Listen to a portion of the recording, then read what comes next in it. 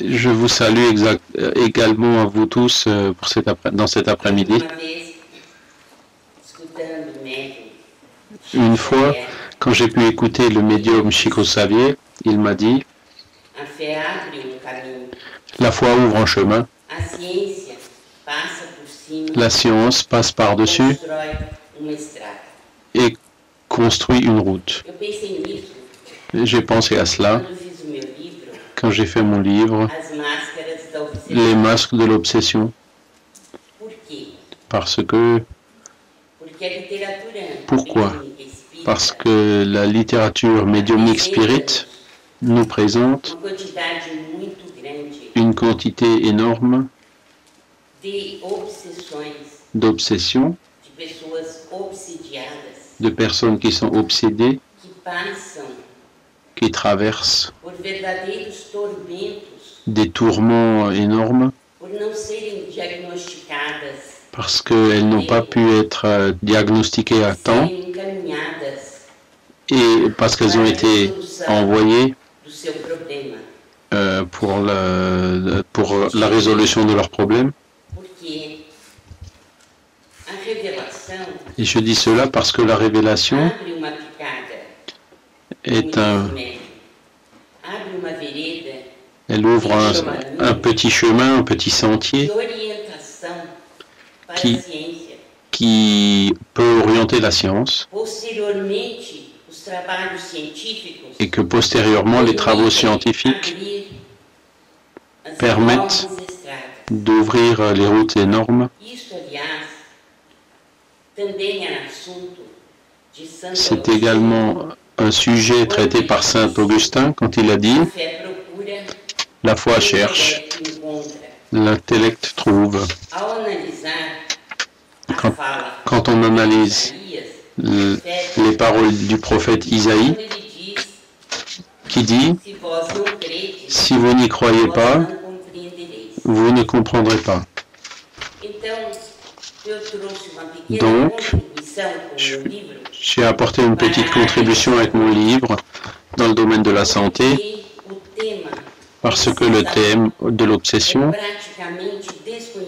est pratiquement inconnu du domaine de la santé. Et s'il est méconnu, tout au moins il est plutôt rejeté.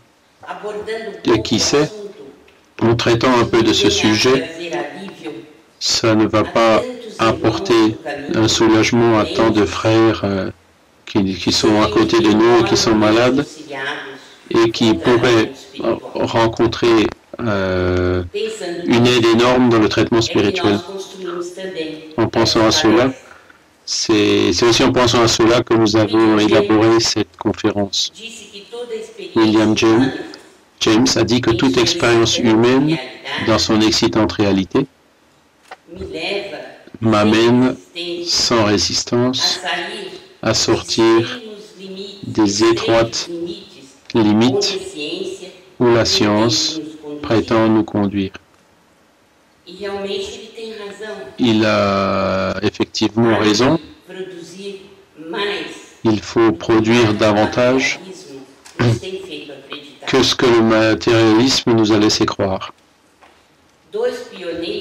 Deux pionniers des États-Unis de l'étude de la thérapie et de l'obsession aux États-Unis, Edith Fiore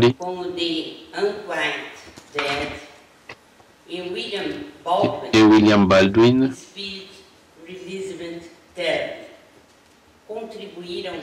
ont contribué pour amener le sujet dans les discussions. Du point de vue spirit, nous devons considérer la grande toile de la vie.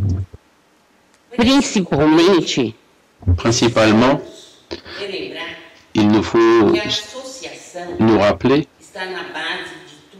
que l'association est à la base de tout. Tous les êtres sont unis d'une manière ou d'une autre dans un régime de communion, de sentiments, de mots et d'actes Et tout dépend de l'assimilation et de la syntonie d'ondes, d'énergie qui sont produites dans tous les domaines de la vie. Nous serions unis sur la partie négative ou sur la partie positive et constructive en fonction des pensées, des émotions, des mots, des actes que nous émettons dans ce monde. La médiumnité, elle appartient à tous les êtres. C'est une faculté inhérente à chacun de nous et elle est principalement liée à une propriété de la pensée qui est celle de l'association et la possibilité que nous puissions transmettre notre pensée à une autre personne. Elle fait donc partie du pouvoir intrinsèque de l'acte de penser. Et c'est pour cela, nous-mêmes, nous sommes des êtres co-créateurs et avec la médiumnité, nous avons la capacité de communiquer et d'interprétation de l'esprit. Qu'est-ce que c'est que l'obsession? C'est la domination d'esprit sur certaines personnes, selon Allan Kardec. Cette association est négative et donc nous avons une médiumnité pathologique, malade. C'est l'un des plus grands malheurs de l'humanité, bien qu'elle soit une illustre inconnue. Elle va d'une simple influence morale sans signes extérieurs jusqu'à un trouble complet de l'organisme et des facultés mentales, selon une citation d'Allan Kardec dans son livre La Genèse. Quels sont les types d'obsessions que nous avons détectés dans notre étude? C'est là, par exemple, l'association d'esprits incarnés et d'esprits désincarnés dans la pratique du mal. Les grands crimes, les destructions massives, le terrorisme, les guerres petites ou grandes sont planifiées dans les deux plans de la vie avec l'hégémonie du plan spirituel. L'obsession est aussi l'association négative d'habitudes dangereuses pour nous, pour notre santé, et on peut l'appeler la symbiose, la parasitose, et elle laisse place par exemple au vampirisme.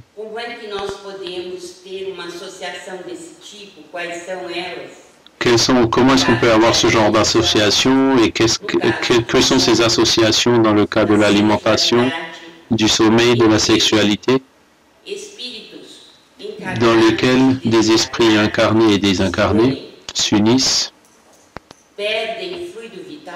perdent du fluide vital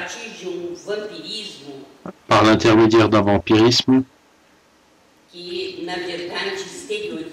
qui en réalité extériorise une alliance négative, une association dangereuse. Finalement, l'obsession a encore un autre type, une autre forme plus connue, qui est l'association destructive par vengeance. Dans ce cas, nous devrions citer le problème des vies passées, des vies antérieures, dans lesquelles nos actions négatives ont provoqué les vengeances, la haine qui s'étendent jusqu'à la vie actuelle. Tout se produit par influence, comme on l'a déjà dit, par l'influence de la pensée.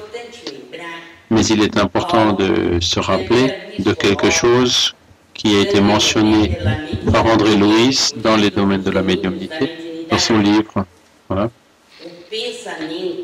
La pensée est tout aussi significative dans la médiumnité que le lit est important pour une rivière. Et pourquoi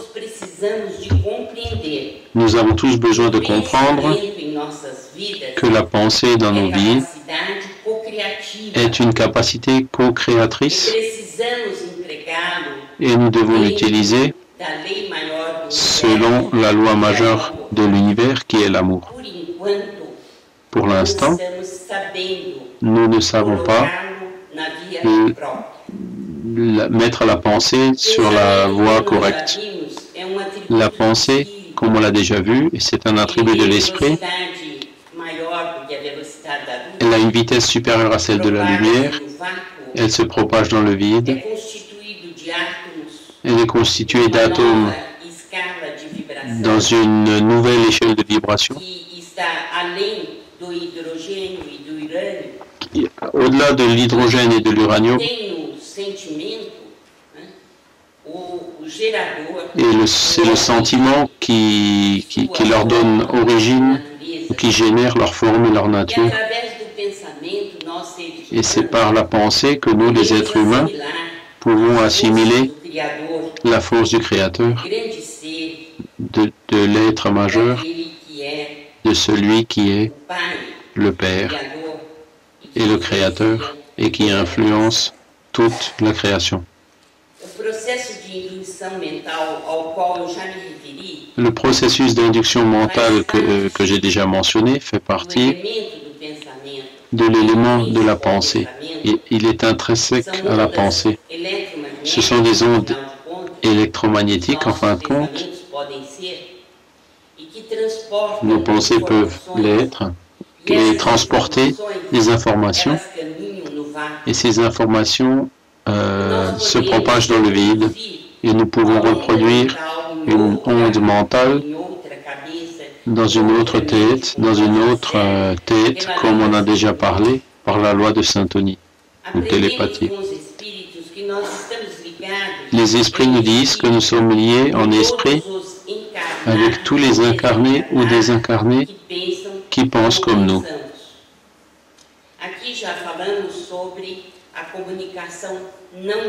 Nous avons déjà parlé de la communication non locale, et c'est exactement ça qui est permis par la pensée, parce qu'il y a des atomes, des particules mentales de la pensée fonctionnent suivant la loi de la physique quantique, de mode que l'espace n'a pas de priorité.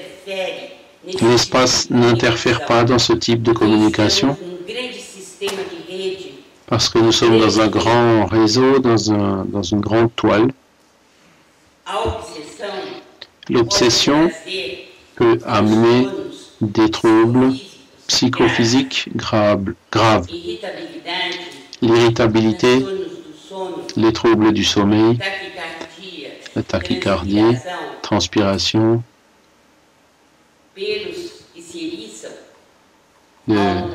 le hérissement des poils, la mauvaise humeur, les pleurs sans explication, les hallucinations visuelles et auditives. Et nous avons déjà eu ce matin, on a vu la différence entre ces symptômes et la schizophrénie. Des douleurs sans diagnostic défini, la baisse de l'immunité, des allergies, des troubles mentaux divers.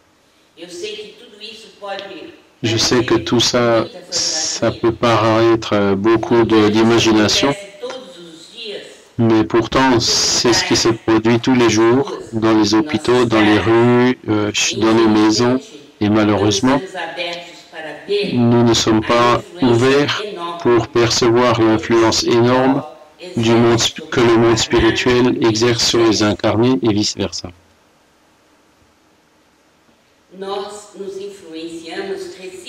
Nous nous influençons réciproquement. En vérité, nous sommes une station de transmission et de réception. Les désincarnés et les incarnés se communiquent réciproquement. Et il peut aussi y avoir des obsessions entre des désincarnés et des incarnés, entre des deux incarnés et entre deux désincarnés. L'obsession entre incarnés est connue comme étant de nature animique.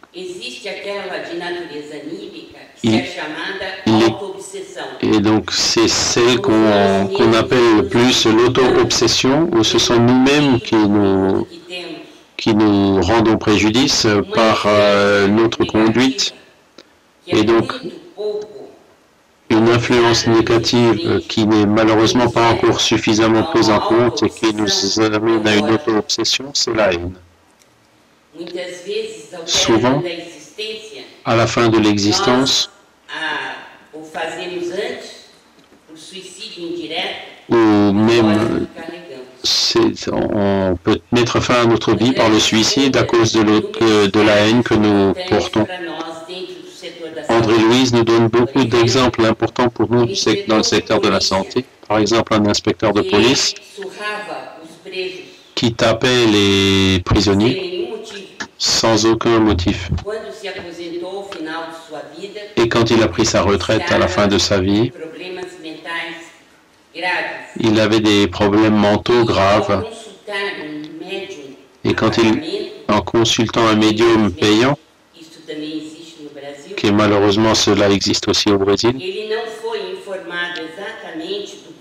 il n'a pas été informé exactement de ce qui se passait avec lui, mais son guide spirituel lui a expliqué que ses attitudes négatives de manque d'amour, de fraternité et d'abus de pouvoir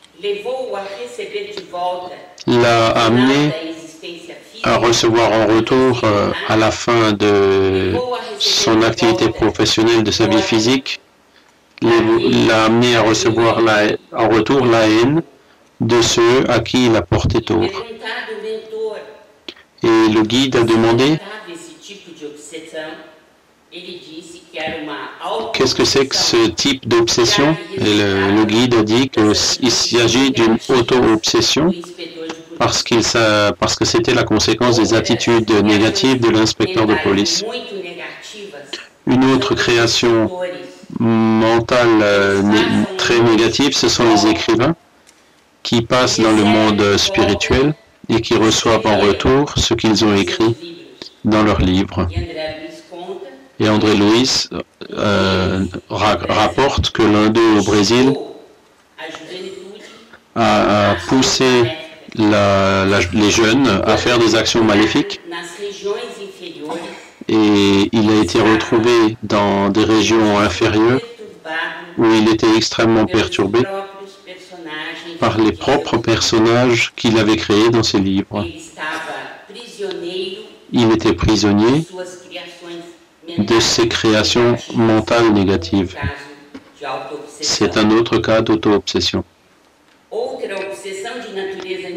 Il y a une autre obsession de nature animique qui est très commune, c'est celle qui est liée aux drogues, les partenaires des forces inférieures, les cigarettes, l'alcool et les drogues en général.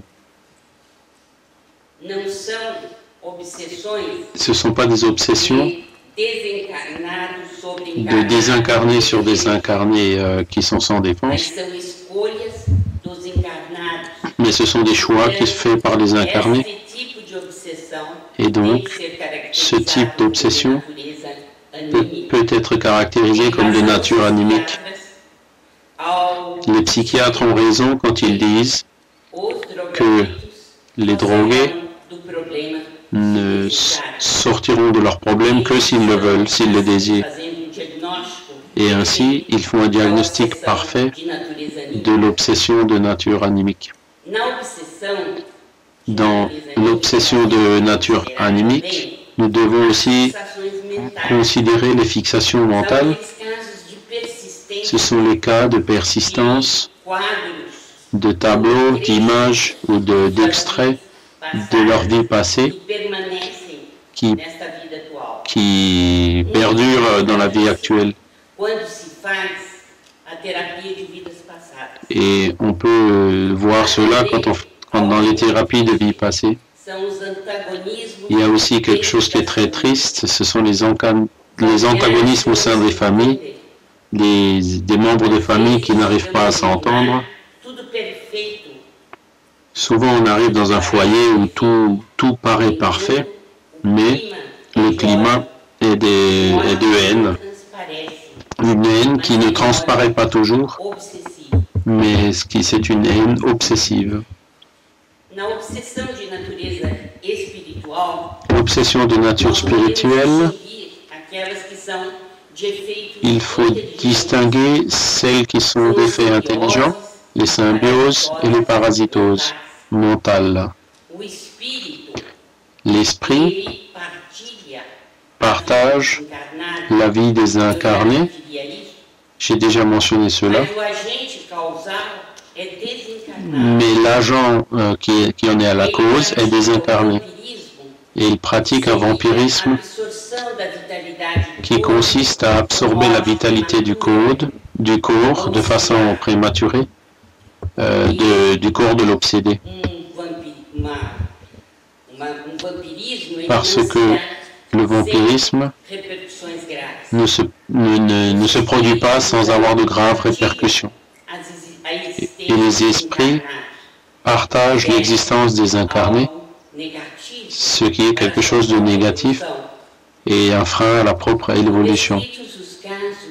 Il y a des cas qui sont décrits où les esprits s'alimentent à la table des incarnés et d'autres, comme par exemple le cas de Desiderio désincarné et Élise incarnée, où ils partagent des relations sexuelles, certainement avec la perte d'énergie vitale.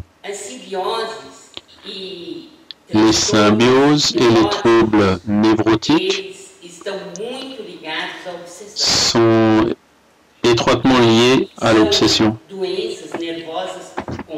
Ce sont des maladies nerveuses complexes, par exemple des troubles hystériques, des troubles de phobie.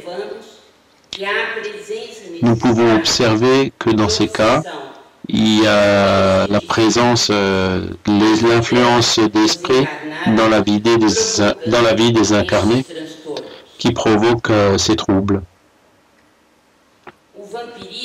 Le vampirisme, avec une pathologie organique, est décrit de façon très détaillée dans les observations et les révélations que nous avons. Par exemple, le cas de la jeune chlorotique qui était maintenue sous contrôle par deux entités qui occupaient son centre de la parole et de l'équilibre. La malade, elle riait sans aucun motif, elle racontait n'importe quoi, sans queue ni tête, elle pensait à des vengeances, mais en réalité, c'était pas elle, c'était les esprits qui parlaient par son intermédiaire. En fin de compte, elle était dans un plein état d'idiotie et donc d'irresponsabilité physique et spirituelle. Les esprits observaient un fil d'énergie magnétique qui reliait le cerveau de la jeune aux deux entités et qui provoquait donc en fin de compte cette obsession grave de cette jeune fille qui venait de revenir à la vie. Et cela se produit selon les orientations reçues parce que dans la vie passée, Par la conséquence de l'action de cette jeune femme, son mari s'est suicidé et son beau-frère est devenu fou à cause de son actuation, de ses actes négatifs dans la vie passée. Dans le cas de l'épilepsie, oui, il y a une faute d'orthographe, je demande pardon. Le cas de Pierre, qui est épileptique, et les crises se produisent suite à une attaque directe de l'esprit sur lui, qui donne des crises épileptiques classiques et donc qui est une transe médiumnique de basse énergie. L'épilepsie n'est bien sûr jamais toujours liée n'est pas toujours liée à l'obsession, mais dans certains cas, elle l'est.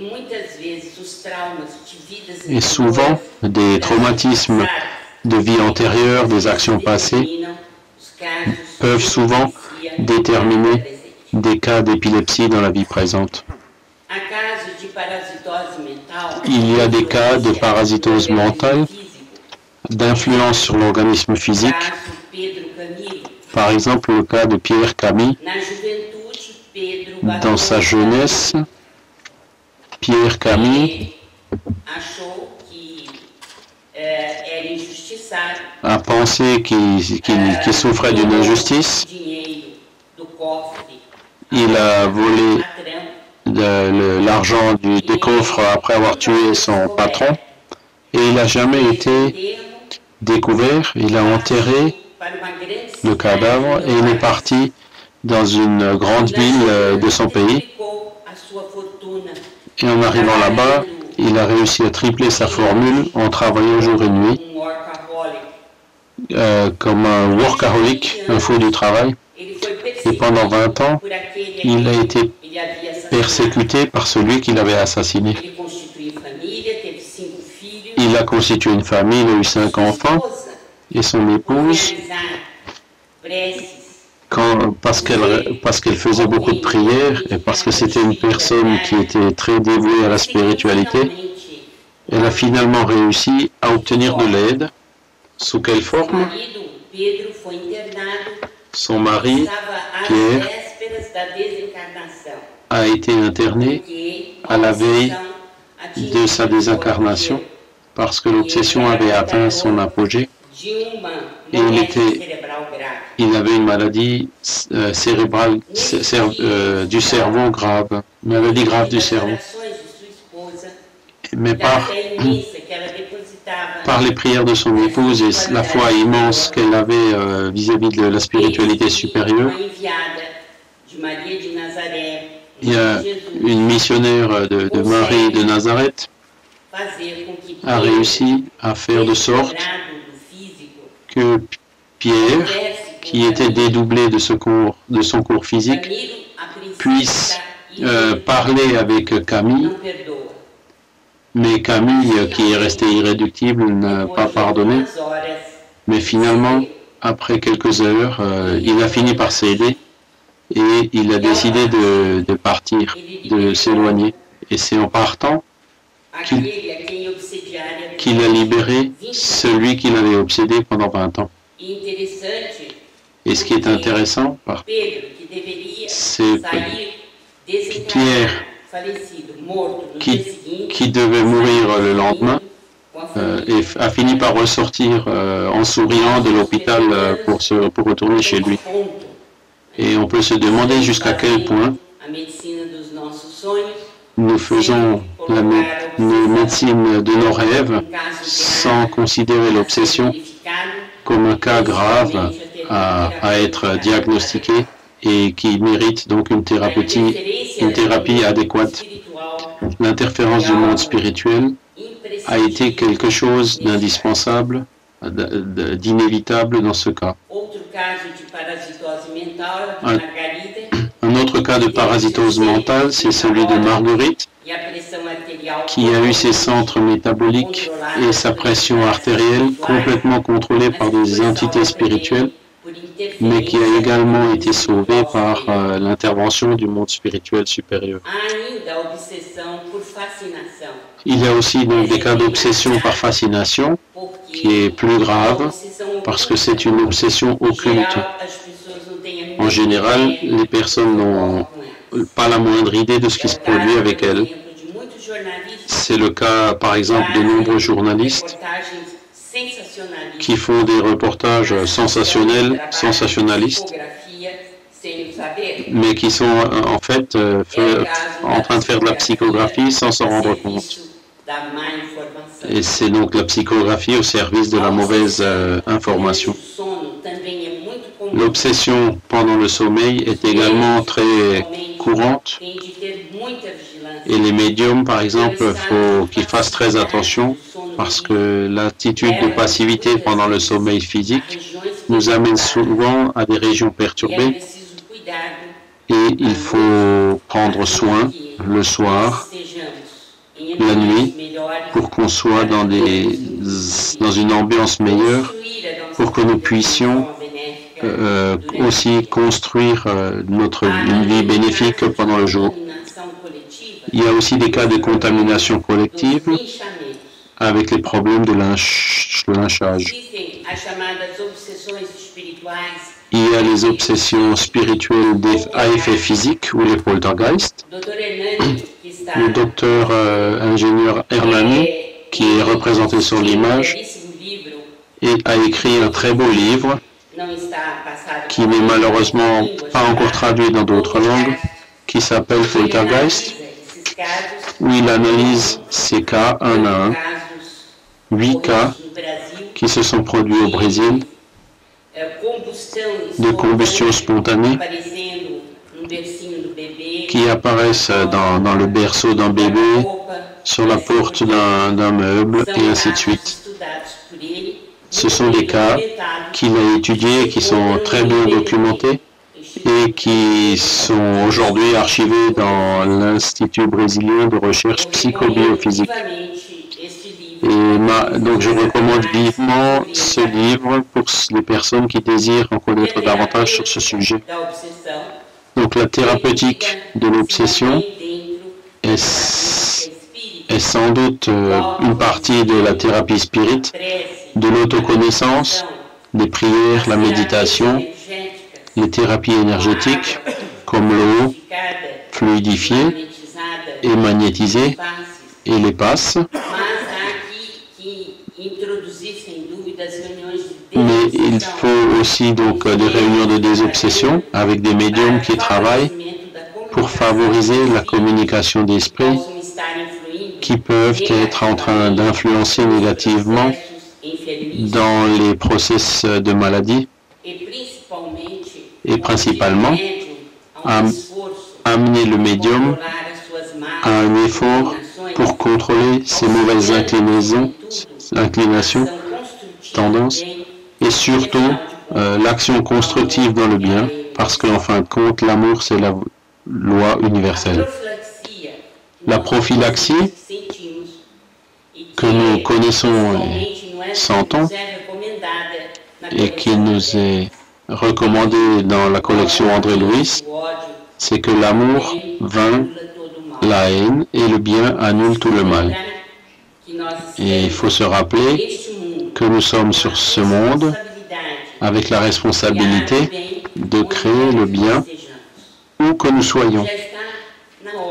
C'est déjà le moment que l'humanité puisse laisser derrière elle tout ce qui concerne l'irritabilité, la haine, le désespoir, les rancœurs, les ressentiments, parce que sans aucun doute, ce sont des maladies de l'âme, et les maladies de l'âme se répercutent sur le corps physique et qui déterminent ainsi donc une détérioration de la machine physique, mais qui permettent également que des esprits de la même fibre, de la même dimension, puissent nous influencer en causant la perte de l'existence dans des situations lamentables. Il faut profiter du moment, il faut profiter de notre vie, de notre incarnation, du moment présent, pour construire le bien.